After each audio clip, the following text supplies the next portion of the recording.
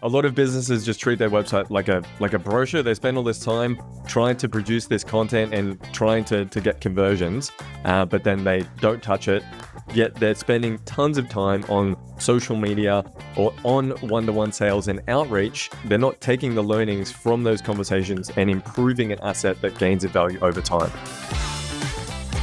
Hey, welcome to the Agency Hour podcast, where we help web design and digital agency owners create abundance for themselves, their teams, and their communities. And yes, this week, I know the biggest talking point is the fact that I've shaved the mohawk off.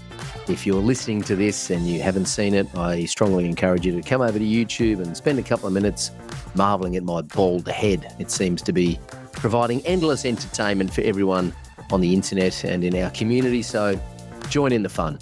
This week, we're joined by Simon Kelly, CEO and Head of Growth at SGD. Simon's been a part of our agency ecosystem since way back.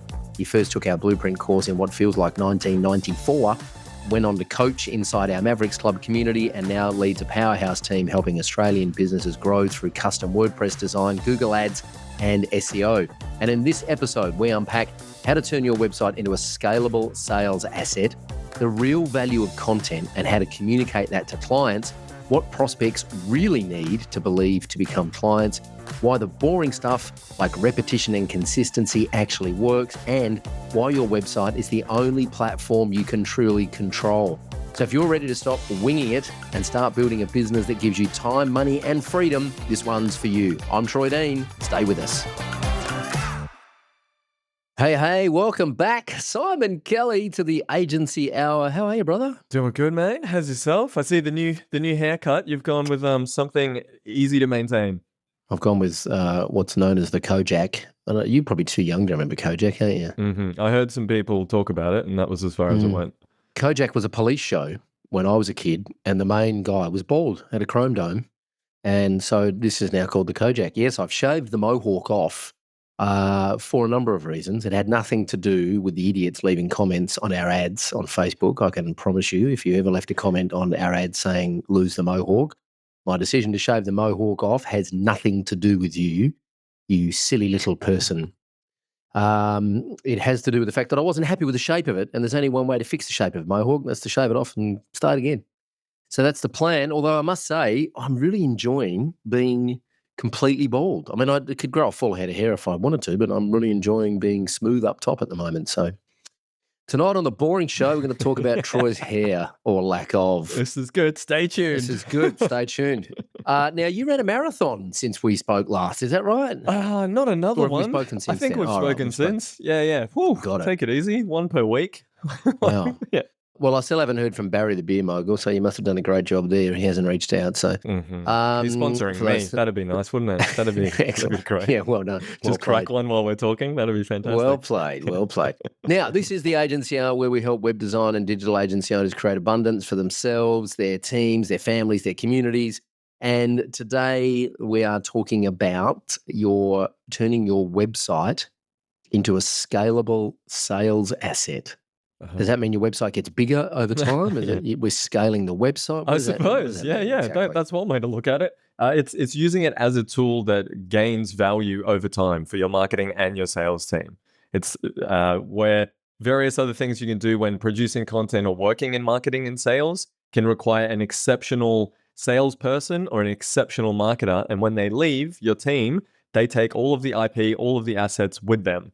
But you can carve that in stone. You can put that as an asset on the website so it increases in value over time, supporting your marketing efforts and supporting your sales assets. Yeah. Why? I mean, you know, what is that versus what most people are doing at the moment? Isn't that what most people are doing at the moment? I guess. So I guess we need to define how do you know if your website is an asset or if it's just a vanity credibility indicator? Because I actually think most websites are credibility indicators. If someone says, well, I'm a web designer, we're a design agency, go and have a look at our website, that proves that we're legit. Yeah. Right. But how do we know that it's an asset in the sales division? Yeah. What needs, Yeah. What the first area that it needs to tick the box of accuracy of information around what the business does. That's the first piece. So when assessing a website, even if it gets absolutely no traffic at all, if it's not accurately representing the business, then that's a fail. It hasn't passed step one.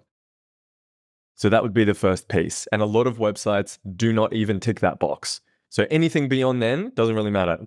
If you get more traffic through the website, you're just sending more traffic to an inaccurate website that doesn't accurately represent the business. So that's part one. It's just accurate representation. A lot of businesses just treat their website like a brochure. They spend all this time trying to produce this content and trying to get conversions, but then they don't touch it. Yet they're spending tons of time on social media or on one-to-one sales and outreach, and they're not taking the learnings from those conversations and improving an asset that gains in value over time. That's the big mistake. And where I see businesses that are doing it really well is they're doing the opposite of that. They're having sales conversations, they're using what converts, the messaging that converts, and they're improving their sales pages to empower their entire organization, all of their sales team, and improve the value of that asset for the company. When I was building websites 100 years ago, I would ask a question in our discovery workshops. The people think that a website needs to have a goal. What is the goal of the website? But I actually think individual web pages need to have a goal. And what is in terms of, like, if you were working with us as a client and I said to you, well, our website's doing X, Y, Z, what would I need to say for you to go, oh, wow, you guys are doing a pretty good job? Like, what's the success metric of a website or a web page on that side for you to say, yes, this is an asset? Mm-hmm. So the ideal asset the ideal metric is that it's getting people to pick up the phone for a service business. For your business, it would be booking in sales conversations. That would be the overarching success criteria. If it did one thing, if it's doing that, that would be fantastic, because the likelihood that that's generating return on investment for your business is pretty high. Can we dig a little bit deeper into this? Because I want to talk about top of funnel, middle of funnel, bottom of funnel.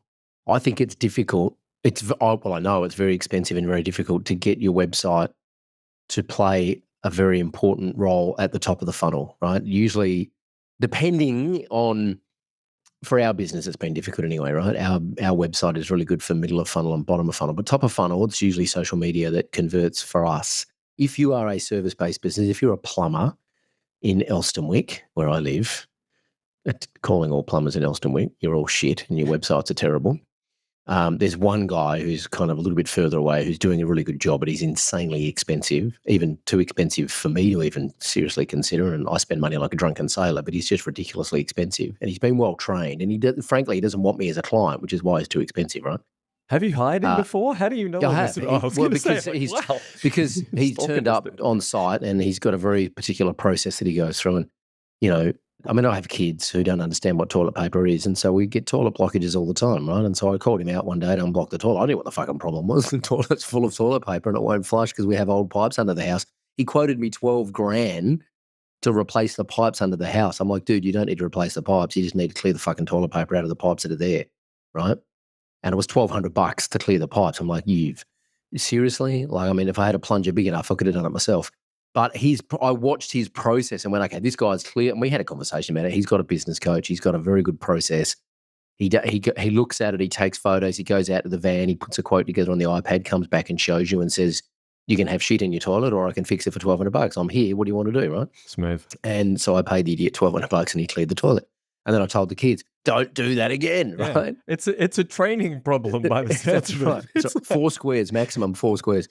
Anyway, I'll digress. So the point is, if you're a service-based business, like maybe it's search. Maybe search is the top of the funnel, right? And then it's just a Google ad to a call. Like does the website, I think my opinion is that a website plays a more important role with retargeting or nurturing someone who's already aware of you.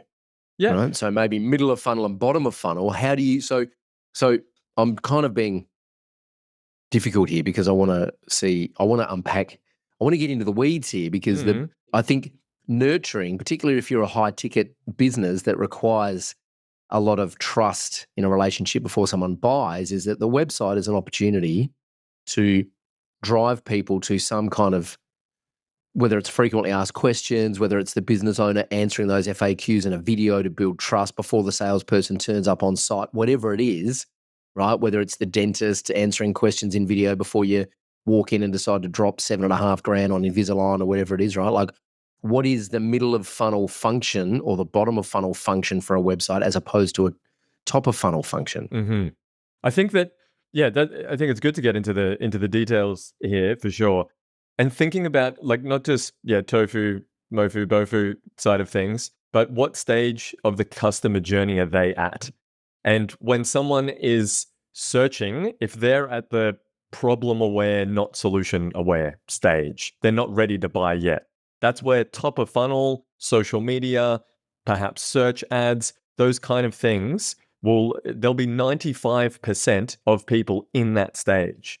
But we don't really want to capture that because the sales process and the expense to retarget them and nurture them and all of that is significantly more expensive than the 5% that are most likely to buy right now. The best return on investment is to focus on those first. So high intent to buy, which is middle of funnel, bottom of funnel, that's the 5% of searches. So I think and this kind of throws back to our last episode around talking about content assets. People tend to throw out a wide net in the hope that will trickle down, and then they'll convert. Whereas if your content was, forgive the language, but like shit hot and converting in the bottom of funnel, you're going to get much higher return on investment and effort by making that content better. And that's on your website. That's videos on your website. That's closer to the conversion point, the point where people pay.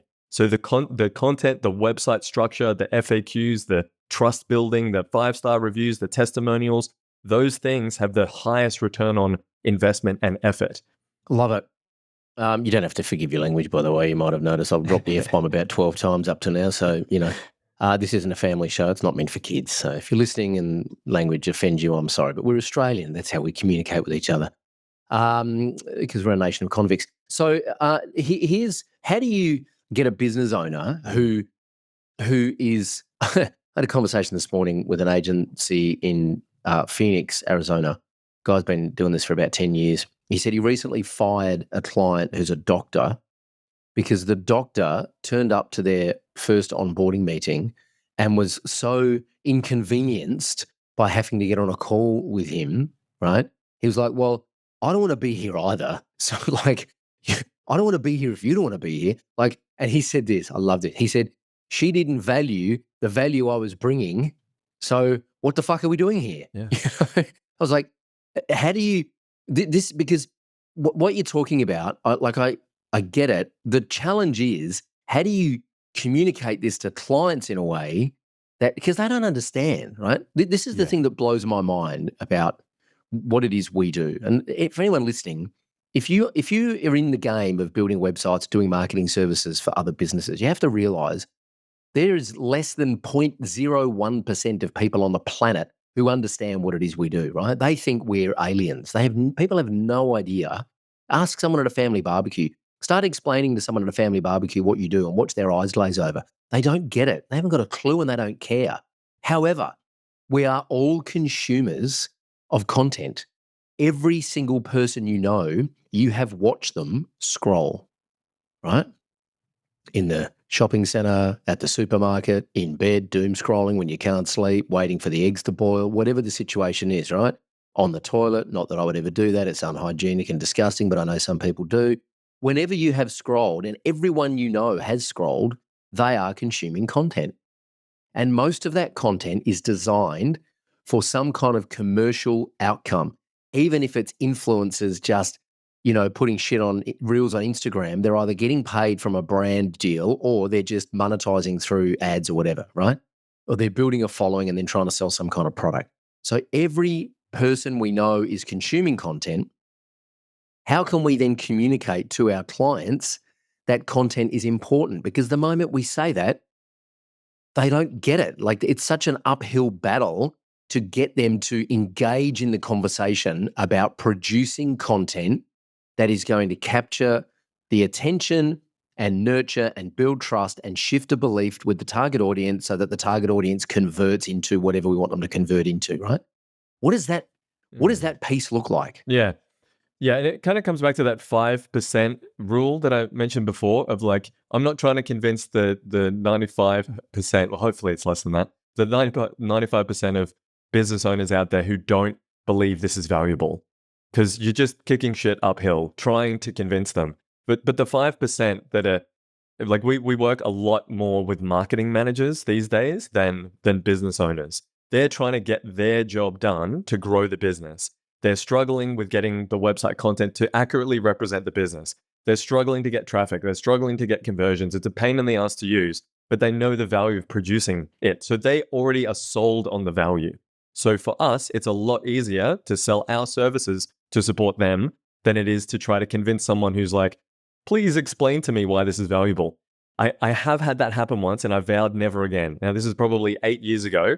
I had a assistant to a real estate agent call me up, and they said, "Oh, we'd love to get a new website created for, let's say, Dave, the real estate agent, and like, I'd love for you to come down to the office and let us know about what you can produce and what we can put together a bit of a plan and some pricing there. He's really excited to meet you." I was like, "Awesome, this sounds great." So I went down there, and this guy clearly had no idea that I was coming, which is great. So he's on the phone, alpha male, just like feet up on the desk. And I'm like, no, I've walked into the trap.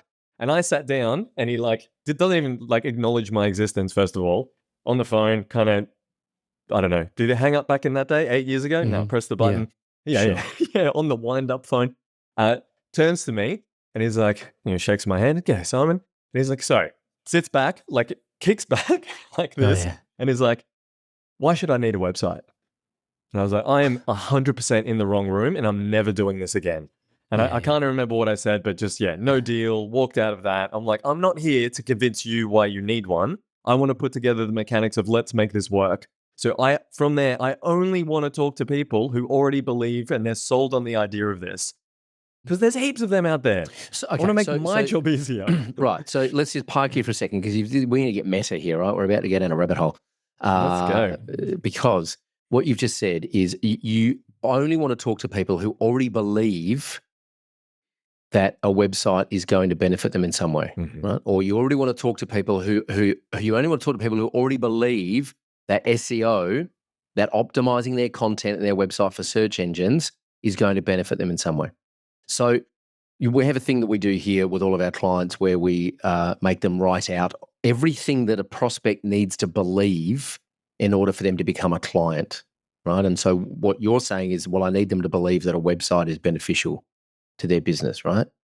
Before that, you need them to believe that their business is a good idea and an idea worth pursuing. I'm talking to multiple business owners at the moment who are like, you know what?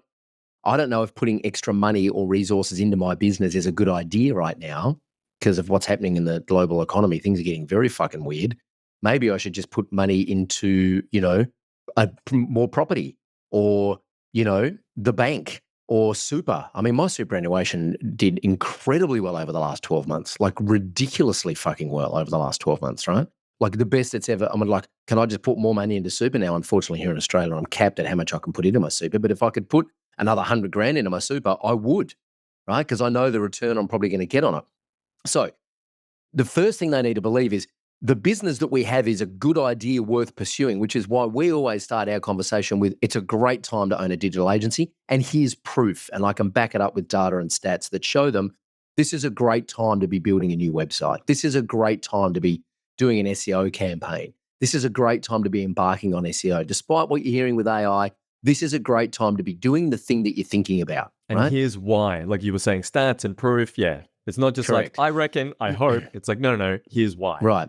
And so if you want to talk about, middle of funnel or buyer journey content, one of the streams of content you should have is content that helps your prospect believe what they need to believe in order to buy from you. Now, we're not trying to, sometimes we're trying to shift their belief, right? Sometimes we're like, for example, I would actively try and shift someone's belief that they can just use AI to write all their content.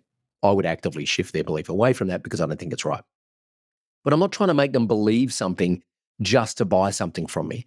I'm trying to help them believe what they need to believe so that they can buy something from me, which I know is actually going to benefit them. So, for example, we produce a lot of content around the fact that one of the big beliefs in the agency space is that no one will pay for a discovery session, which we just know is not true because we have many agencies, yourself included, plus many of others in Australia, New Zealand, Canada, the UK, the USA, the Netherlands, Malta, Thailand, South Africa, selling all sorts of services, websites, web design, SEO, pay-per-click, content marketing, video marketing, podcast growth, YouTube, funnel hacking, you name it, who are selling paid discovery sessions for anywhere from $497 up to 15 grand. We've got a Shopify agency here in Australia that sells paid discovery for 15,000 fucking dollars, right? So don't tell me that no one will pay for discovery. We help agencies sell paid discovery. So it is in my best interest to put out content to help agencies believe that people will pay for discovery. And we do that through case studies and proof, right? So I'm not trying to get them to believe anything other than the fact that I want them to believe something that I know is true. They just haven't experienced it yet. Does that make sense? Yeah, definitely. Like they've got all the evidence in their world that it's not true. They've got Correct. none. And so, of That's course, right. what are they going to believe? Like, well, it doesn't work because I don't see it. I don't see it working. But you're like, I see it everywhere. I need to share it with you that it's working here, here, here, here. And so now their evidence changes. They're like, oh, there's a bit of evidence. Do I trust this? Yes. So it's And not this about is, making something up. It's real. It's actual evidence. Yes. And this is, and I think so if you look at the, sort of tofu, mofu, bofu, and you overlay that with like awareness, consideration, decision, right, and the buyer's journey, is that the kind of mofu content that moves a prospect from awareness through the consideration phase, the more you can educate a client and help them shift their belief around the misunderstandings or the myths that they might believe. Like, for example, keto and intermittent fasting don't work, right? Now, if you're in that space, you'd just be showing Brendan Favola, right? Like every single day, keto.com.au, Brendan Favola's all over their website. He is the case study. He lost, whatever it was, 16 kilos in 4 weeks or something because, frankly, he let himself go a bit. So it was low-hanging fruit. It wasn't that hard to lose that weight because there was a fair bit there to go. And he just did intermittent fasting and keto, which is calories in, calories out, no carbs. It's pretty simple science, right? Now, if people don't believe it, but they see proof, they go, well, now I want to go all in on keto. Where am I going to buy my keto meals and my keto plan from? Keto.com.au, because they're the ones that helped me understand and showed me the science and the evidence that shifted my belief, where previously I was believing a myth based on no evidence. Now I'm believing a truth based on actual evidence and science and data and case studies and proof. So that, I think that's probably some of the most powerful content that you can produce. Exactly. And it's for that audience that I mentioned before, like the 5% that are actively looking for a solution, not people who are on the toilet scrolling and you're trying to capture their attention, but they're not, they're actively doing something else. Useful in some way, but not the highest return on effort, return on investment, internal return on energy that we're looking for here. Now, the other thing that I will say is that don't ignore the bottom of funnel or the decision content, right? Because, and for us, a lot of that comes down to email. We produce a lot of content on email, which gets people on a call and reminds them and gets them to turn up on the call. So it's like the old days of just sending a reminder. Hi, Simon, your call is on Monday at 9 a.m. with Troy. Here's a quick reminder, right? Great. And Simon's, as you know, I'll quote you all the time going, well, that sounds like a you problem, not a me problem.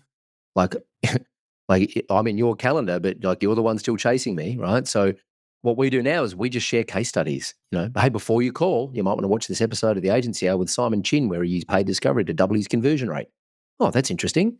So I'm continuing to educate at bottom of funnel, because if you don't, and I've seen this happen so many times, is that you put out all this educational content, and what that does is it either raises the awareness or it increases the desire of the prospect you're talking to, and then your competitor comes along with better bottom of funnel decision conversion content, and they convert the customer.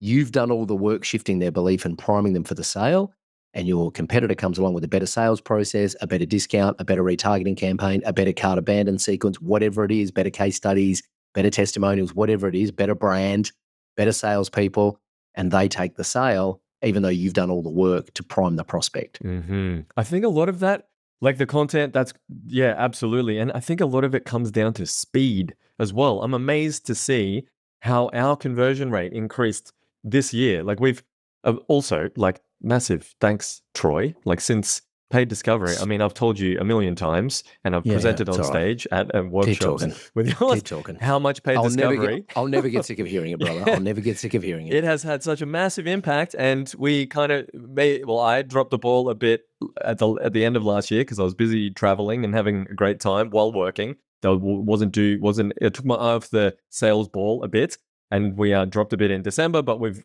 put our foot back on the pedal in this year, and we've had our best quarter ever. So big part of that is just doing what already worked, but just not thinking something else. Yeah, just consistency, just doing the same thing. Like, come on. It's fucking boring, isn't it? It's boring. It's like it's repetition and consistency. Even when Michelle it works. Bridges, apparently. Even when it works. Like we have, it's not, maybe it's fear of success or something like that, but even we want novelty so bad that even when something is working, we want to change. Correct. Like what is wrong with my little brain? That like, this is working great. What else can I do somewhere else? Like, what do you? Yeah, that's right. Like, just do the thing that worked. Do you need to hand it over to someone so they keep doing it? Like, you know what you need to do? So here's the reality, right? Is human beings are born to solve problems, right? We are like it's in. I believe we've evolved, and it's in our DNA to survive, right? Because not that long ago, ladies and gentlemen, if you look at like where we started as like the first cell that figured out how to get out of the water and walk on land, right? Whatever your belief is as to how human beings came here, we've been on the planet a very long time. And not that long ago, in the grand scheme of things, we were literally running away from a saber-toothed tiger and trying to catch a fucking deer or a lion or something to take it home and feed the kids, right? And the cave woman, right? Like that's the reality, right? We are hardwired to solve problems. And the truth is that most of us and most people listening to this podcast don't actually have any real problems to solve, right? Most of us have got a roof over our head, we've got food on the table. And so what happens is we go looking for problems to solve, because if we're not solving problems, we start to question our own existence and our mortality, and we have an existential crisis. So we create problems just to solve them. So what I like to do now is create problems outside the business, right? So I have a bunch of hobbies. I'm in bands. I've started a YouTube channel around music. I don't create problems in the business anymore. I used to. You've seen me do it for years. Hello, Ray Milladoni. Sorry about that, brother. You've seen me create problems just to try and solve them because, and I should apologise to you too, actually, for my past behaviour. But I've learned now I create problems outside the business because I need a problem to solve. Also, I bought a house and I had 2 kids, so that's going to keep you pretty fucking busy. Lots of problems to solve there. But I create problems outside the business to solve, because when things are going well, right, you go, what am I supposed to do now? So you create new problems just so that you can solve them, which is why it's difficult just to do the basics consistently and enjoy the fruits of your labor, because you go, well, there must be something wrong, right? Otherwise, who am I? Like, I need a problem to solve. Mm-hmm. Go solve a problem somewhere else. Mm-hmm. Mastering the mundane, I've heard it called. Michelle Bridges spoke at an event years ago with the Entourage, and Michelle Bridges was, I think I've told this story, the 2 people in my life that I've met where I knew they were in the room before I actually saw them, because every hair on my body stood up and I had goosebumps in places I didn't know existed. The first was Hugh Jackman. The time I met Hugh Jackman, have I told you this story? Far out. It's a story for another time. The second was Michelle Bridges. We're in the green room speaking at this event in the Entourage in Sydney, and she walked in behind me. I knew she was in the room, and my back was to her. I turned around. She was 8 months pregnant. She was about to get up on stage and do a keynote, and far out, mate. The charisma and the presence that emanated from her was palpable. I was speechless. It was like, same as I met Hugh Jackman. Whew, that's a whole other story. Anyway, Michelle Bridges got up and gave this great presentation about all of her success, and then she said, now, I know why you're all here. You're all here for my secret formula on how to do it, right? And I do have a secret formula, the 3 C's. You ready? Write this down. Number 1, consistency. Number 2, consistency. Number 3, consistency. Thanks very much. Bye. And she left the stage. It was like, mic drop. That's it. Simple. Wow. Consistency. You don't want to go to the gym? Go to the gym. Especially when you don't feel like it. Correct, 100%. Mm-hmm. You don't want to pick up the call and call that prospect? Pick up the phone and call the prospect. Mm-hmm. 5 follow-ups a day. 5 sales follow-ups in your pipeline every single day. That's it. Focusing on like process goals, create the outcome goals. Yeah. When you're just looking at the outcome all the time, I want this. Yeah, I want the secret formula because that's a shortcut to the outcome. It's like, well, Correct. it's the activity. It's those leading indicators that get you to the lagging thing. There isn't really a secret formula. That's right. There is no secret formula. Yeah. The secret is there is no secret. The unfortunate truth that you have to face at some point when you stop trying to take shortcuts and realize that you got to roll up your sleeves and get to it. That's right. And marketers have made a lot of money over the years selling the secret formula. And at the end of the day, I mean, how many times have you bought an online course and logged in and within 5 minutes you go, there's no fucking secret formula. I'm going to have to do some fucking work now, aren't I? Yep. Damn. Thought this was the magic button. And so with content, my advice to every agency is produce one piece of content every single week, right? That, for me, that is the bare minimum. One piece of content every single week. Decide whether it's, if you're not doing this, I would go for MoFu or BoFu content, get the prospect through to a conversion, because as you said, that's where you're going to get the ROI. You can do top of funnel content later. Produce a piece of content that answers a really common question that you get in your sales process, helps them shift their belief around something. So it's helpful, it shifts their belief around something, and it has a call to action. That's it. Just do that every single week.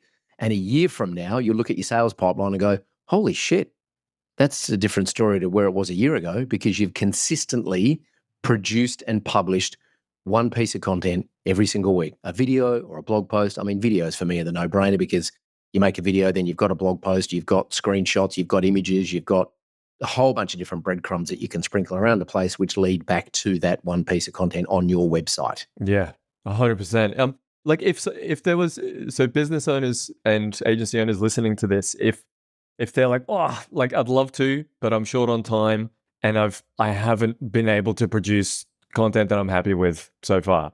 So one content per week, although it doesn't sound like much, maybe a bit of a tall order. How would you recommend approaching? They may think that. I mean, that's just their belief at that time, but hopefully it'll be shifted soon. But how would you recommend that they could, like, what are some ways to approach that? So it's interesting because I'm working on something at the moment. I'm putting a training together at the moment where I'm going to be helping not just agencies, but business owners in general to create a low-ticket digital product. Because my belief is, and we're shooting a bunch of videos here this afternoon for one of our low-ticket digital products. My belief is that your sales, the quality of your prospect will increase dramatically. The volume might decrease, but the quality of your prospect will increase dramatically if they buy a low-ticket digital product before they talk to you. And so what my advice is you take the first thing that you do for a client, right? The first thing that you do for any client, and you turn that into an SOP, which is a simple Google Doc checklist with a 5-minute video or a 10-minute video explaining to another team member how to do it. And you put that up online and you sell it for $7, right? Or $17 or whatever it is. And the headline is, how to achieve X in this much time without headache, right? Get the recorded session now for $7. Now, you can give that content away for free. What we're doing actually is we'll be producing a low-ticket digital product, and then we'll be producing what we call some satellite videos that explain the why and the what of that thing, but we won't talk about the how. So the first digital product we're launching is the triage call script. It's a script on how to run a triage call and sell paid discovery.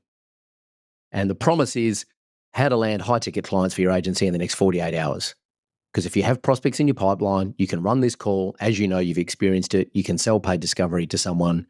And my belief is that if you get off your ass and do the work, you could convert a client in 48 hours, run the paid discovery, come back, pitch a growth plan, onboard them into a recurring revenue package, right? We have enough social proof to know that works. So the why and the what will be, here's why you should stop writing proposals and trying to sell large projects, right? And here's what you should do instead. You should sell paid discovery. Now, we have a training on this that helps you do it. In fact, we're giving you the script. It's, stupidly priced right now. Go and get it while stocks last, and being a digital product. And then the prospect comes through, they part ways with $7 or $17, which proves that they are motivated enough to solve the problem to pay a little bit of money. Now, so the answer to your question is, take any SOP that you've got in your business or the most commonly asked question by people in the sales process, like, how much does it cost to install an in-ground pool in the backyard? Right. Well, it depends. So make a video explaining why it depends. That's one piece of content, right? What's the next SOP? So the first thing we do when we come out and we measure up your backyard for a pool is here's how we do it. Now I'm going to train someone to go and do that. So while I'm training them, I'll make a video. I'll just get on. The easiest way is to get on Zoom with someone, even if they're in the same building. Just put them in another office, get on Zoom and explain how to do it. Record the Zoom call. You've just made yourself a video, and then share that. Obviously, don't share any sensitive data or any IP or client data, but just make it generic enough. You share that and go, well, here's the SOP on how we measure up your backyard to see if a pool's going to work in ground or above ground. So you can go and do this yourself. These are the tools you need, right? Here's how we install our fences to make sure your pool's compliant and that it's a self-closing gate and it's all level and to get council approval, all that kind of stuff, right? Here's how to get council approval and register your spa in your backyard. Now, we can just do this for you, or here's a checklist, go do it yourself. So there is endless amounts of content in your business already. There are frequently asked questions and SOPs. How do I train another team member to do this? Make the video once, share that as a piece of content. The more you do this, the more you position yourself as someone who's got their shit together and actually knows what they're doing. And the more you'll be positioned as the authority. And then people will reach out to you and say, hey, I love that video you shared. How do we work with you? This is what inbound marketing is. It happens all the time. Mm-hmm. Yeah, I think it's like, it's not sexy, but it works. And people, I think we're so animal brain, lizard brain, like, oh, I want to do the catchy headline. I want to do the, like, I don't know, like sneaky, but I want to do like the new marketing trick or something like that. But that's, again, avoiding the hard. It's not even that hard. It's the uncomfortable work more than hard. It's just the perception that it's hard. The uncomfortable work of taking what you do inside the business and making it visible outside the business. The crazy thing is, Alan Dibb mentions this in the one-page marketing plan. He says, no one knows what it's like to do business with you until they've done business with you. All they know is how good your marketing is. That's right. It just like blows my mind. Like if you're not able to take what you do on the inside and put it on the outside, then you've got a paywall up, and that's it. Like, how are you going to convince someone to buy if the only way to know what it's like working with you is to buy from you? It doesn't really make sense. So it's taking that stuff you do anyway and just making it public. Yep, 100%. People are scared to do this because the reason that they go, well, if I teach this for free, then people don't need to hire me. What they forget is that people pay a premium to save time, right? That's what people will pay the most for, is to save time. And when you get to your deathbed, you ask someone who's, dying how much they would pay to have another 5 years with their family, right? Like, more money than I've ever earned in my life, I would pay to have another 5 years with my family. Yeah, that's where the value is. And people may not say that out loud, but they know that. Like, time is the only non-renewable resource. That's right. So if we can just save some time here, I'll spend some money to save that time to get me to the result any day of the week. I mean, the 5 Fs that we discovered years ago, all those years ago, we're doing Silence is Gold, and we discovered that story about the estate planner who his job basically was to sit with people who were dying and work out their estate and their finances. And he said every conversation was the same. The things that they valued most in life were, in order, family, friends, fitness, faith, and finance. Now, faith I've replaced with fulfillment because I'm not a man of faith. I'm not religious, so I say fulfillment, right? Family, friends, fitness, fulfillment, finance, in that order, right? I mean, that tells you something, doesn't it? Yeah. Like, the number one thing that people want is a sense of belonging. They want to feel connected to their tribe. They want to know that they're loved by their family and their friends and their community. Yeah, and them sitting around figuring out how to do things entirely themselves doesn't really hit the top of that priority list. That's right. So save them some time, help them get the results. Correct. Yeah. As Dan Sullivan says, ask who, not how. Mm-hmm. So how do you become the who that they hire so that they don't have to figure out the how? Well, how you do that is by sharing what you know in forms of content.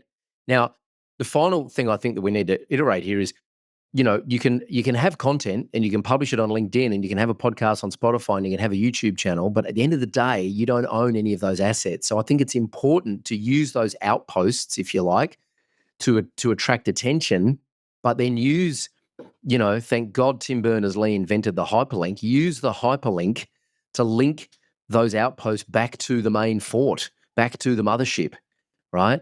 Hey, here's this thing we did. If you want to learn more about this, come and visit us, right, in aisle 4 and have a chat with our team, right?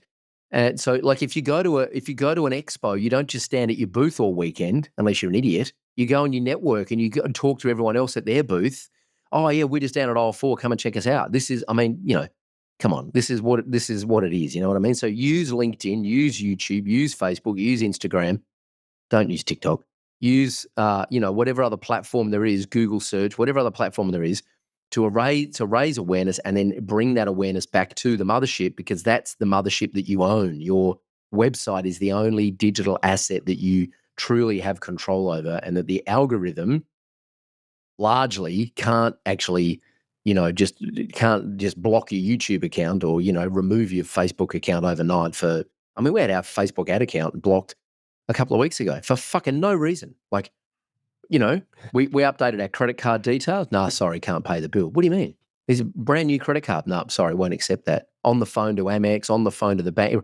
I still owe Facebook $2,004 in an ad account that I cannot pay. They will not let me pay it, therefore can't run ads. Risky when the business depends on it. Hey, Oh, it's that 100%. single channel dependency is like a 2 big weeks, risk these days. No Facebook ads. 2 weeks, Facebook ads were off. It's like, what do we do now? Luckily, we get leads every day from YouTube and the podcast and the blog and organic and my social media and the Facebook group. But you know what I mean? So unless you don't pay your hosting bill or you forget to renew your domain name, your website is a pretty safe bet. Mm-hmm. That's why all content should be hosted. Your podcast, your videos, everything, host them. Even YouTube videos, embed them on your website. Host everything on your website, because that's the mothership. And then you've got control over the lead capture forms. You've got control over the journey there. You can track activity through your website. You can do CRO. You can't do CRO on bloody LinkedIn or YouTube, right? You can't control which videos they're going to suggest at the end of your video, but you can control that stuff on your website. Mm-hmm. Yeah. So it's posting externally, but bringing it back to your owned asset.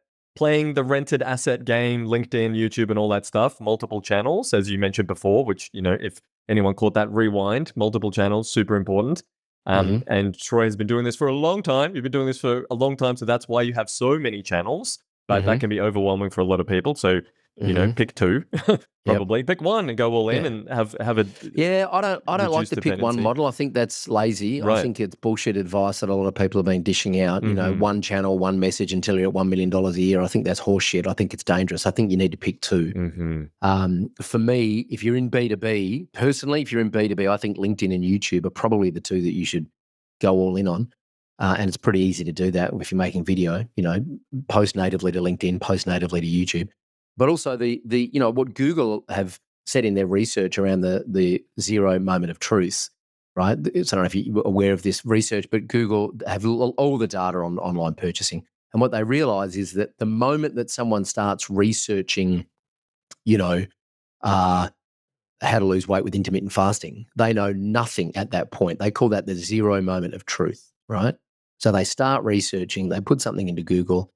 In between that moment and them making a significant investment, I'm not talking about spending $100 on some meals. I'm talking about making a significant investment in maybe like a keto coach or like a 6-month program or whatever. They've tracked that there are the ideal kind of nurture is 7 hours of engagement across 11 touch points and 4 different locations.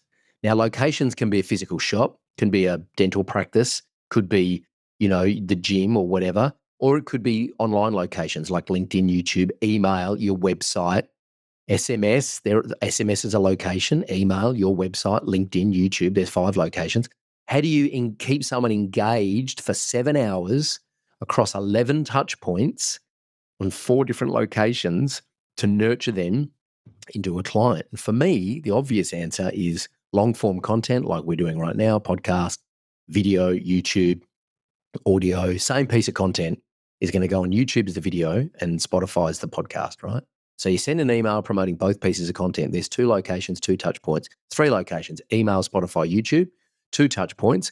They consume this. It's going to be a 45-minute or an hour of consumption, right? So we're just getting them through the middle of the funnel. We drive them back to the website to learn more. They're reading a blog post. They're looking at an infograph. They're reading testimonials and case studies. They go and listen to another episode of the podcast. They turn up on a sales call. They start quoting our podcast back to us, right? So this is another argument for making sure that your content is not just on rented assets like LinkedIn and YouTube, but is also hosted on your website, which you own.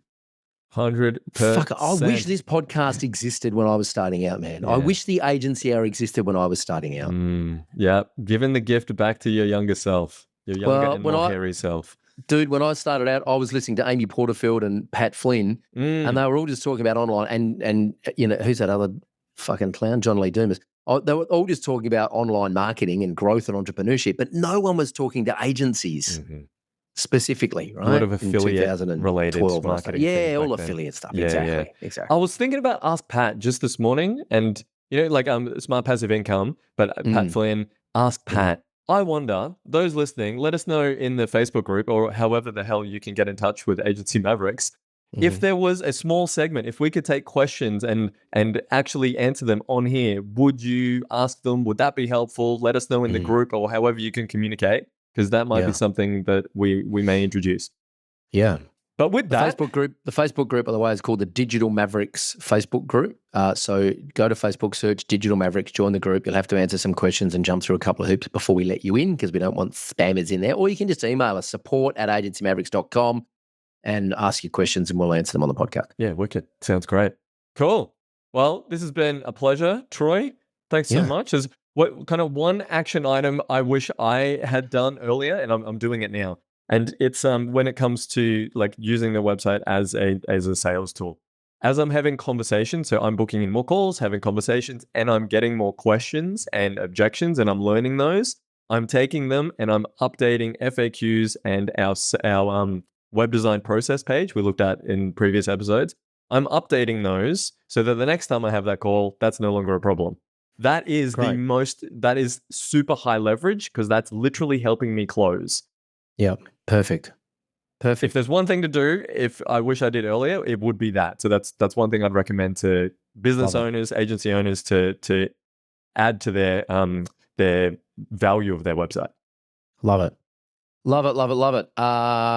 We are running MavCon in Bali, where I think there's maybe 3 tickets left. If you want to come to Bali in June, I think the dates are June 15, 16, 17, something around there. I can't remember. 16, 17, 18, I think, Monday, Tuesday, Wednesday.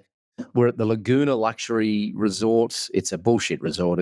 I'm bullshit in a good way. It's luxury. It's incredible. It's amazing. There's going to be about 40 people there. Reach out to us, support@agencymavericks.com. Tickets, as I said, I think there's about 3 tickets left, and I'm not making that up. So come and hang out with us in Bali. If you want to spend 3 days working on your agency with a bunch of other agency owners, subscribe, like, share this with everyone you know who needs to hear it and will benefit from it. And Simon Kelly, again, thanks for joining us on the Agency Hour. Been a pleasure. Cheers, Troy. Thanks for listening to the Agency Hour podcast, and a massive thanks again to Simon Kelly for joining us. Hey, if you're enjoying these conversations and want to go deeper, surround yourself with other successful agencies and build a business you actually enjoy while traveling the world, then come and hang out with us in person at MavCon in Bali, June 16 and 17 in 2025. It's just around the corner, and I literally think there are 3 tickets left. I'm not making that up. We will be at the Laguna, a luxury collection resort and spa. Yes, it's as dreamy as it sounds, working together in person to scale your agency. Oh, and did I mention it's a tax write-off? Spots are limited. It will sell out. We only have 3 seats left, as I said, so grab yours and come join us in paradise this June. I'll leave a link in the description. Okay, folks, remember to subscribe and please share this with anyone that you think may need to hear it, or anyone who just wants to come and look at me with a bald head. I'm Troy Dean, and remember, movie trailers got their name because they were originally shown after the movie.